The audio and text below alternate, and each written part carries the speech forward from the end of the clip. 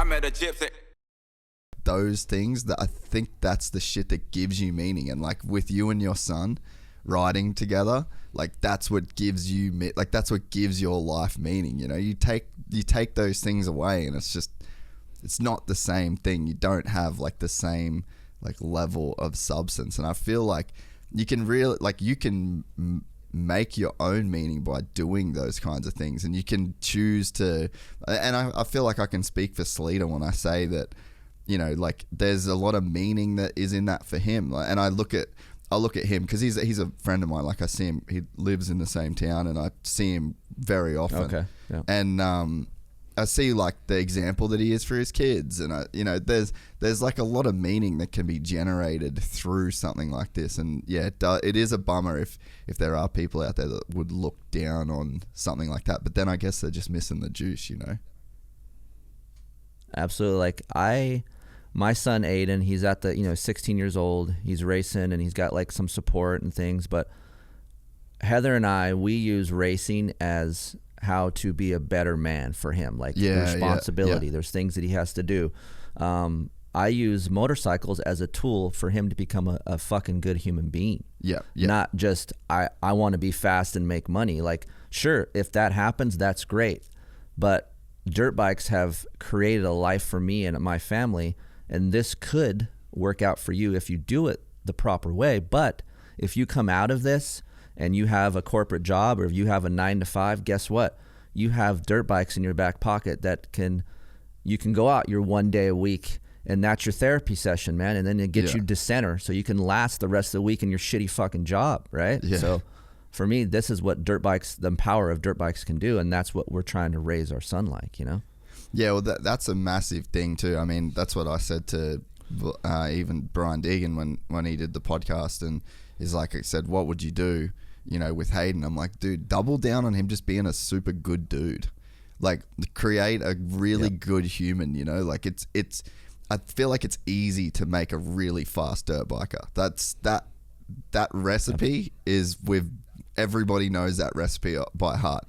Doing it is another thing, because it requires a lot of hard work. You can't, you know, you could give a kid all the money in the world and he could just not give a fuck. You know, I know so many kids that I grew up with, and they had a farm and a bobcat and bikes in the shed, and they just didn't want to fucking ride. And I was like, bro, come and live in my house. Yep. Like, let's just do a house swap, because I will ride every single day. I'll build my own jobs. And then, you know, then you get a guy like Daniel Sanders, who owns an apple farm down in Victoria, and literally the guy, you can't get him off a machine, you can't get him off a dirt bike, and then he's a Dakar. You know, he's like one of the best Dakar, you know, riders in the world. Yep. But that was kind of like the thing to Brian, is like, just make a dope human. Like, motorcycles and being a motorcycle rider, it just gives you, because like what I said before, you need that adversity in your life to become great, I think. And there's no better thing with just built-in adversity than motocross.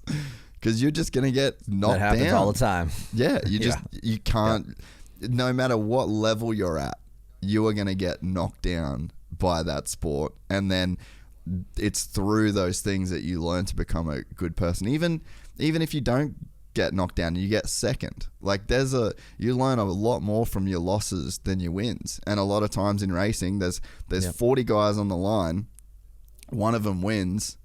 So then there's 39 guys that have to learn humility and learn how to take a loss. And then when you're the guy that wins, even then you need to learn how to, you know, win with humility. And then you're a guy, let's say you get to the level where you're on a team, and then you've got to learn how to be a leader within that team. But you also have to learn how to be a follower, and how you have to learn to be subordinate to people. And, you know, so there's so many areas in this sport, or like this community, where you could just like really hone your skills of just like being a dope human. I mean, how many people do you want to hang out with that are assholes? You don't want to hang out with assholes. You want to be around positive, you know, good human beings. And that's what we tell Aiden. It's like, hey man, being fast, dime a dozen. How many Southern California kids are shredding? Yeah. I go to track, I see all kinds. But take the helmet off. What are those kids like? Are they talkative? Are they going to shake people's hands? Are you looking the guy in the eye? Are you doing what you say? Is your handshake your bond? Like these old school mentalities that I was brought up with, you don't see that shit anymore. And let's say you're not as fast as Joe Blow, right? But you're a good human being and you have these qualities.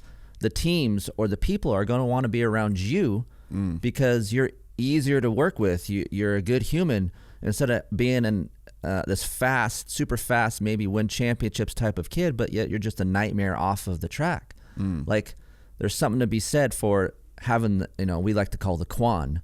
If you watch Jerry Maguire back in the day, you have the Quan, you have everything. You're a fast racer. You're a good dude. You know how to speak.